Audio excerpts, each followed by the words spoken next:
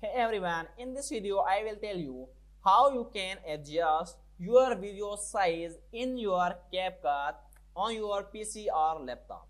So for that, just open your CapCut in your any browser on your laptop or on your PC and just simply click on this create new product.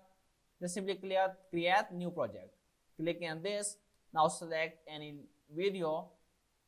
That's why I will select any video. For that, just click to upload.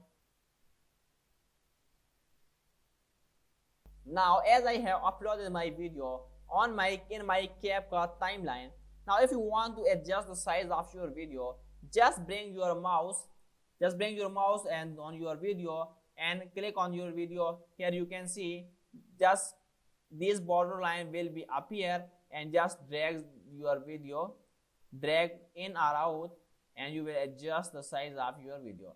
Let's suppose if I want to decrease the size of my video, then simply I will drag in, and you can see my video size has been reduced. And now if I want to add any background, then I can add any background in my video. So this is the way you can change or adjust the size of your video in your CapCut.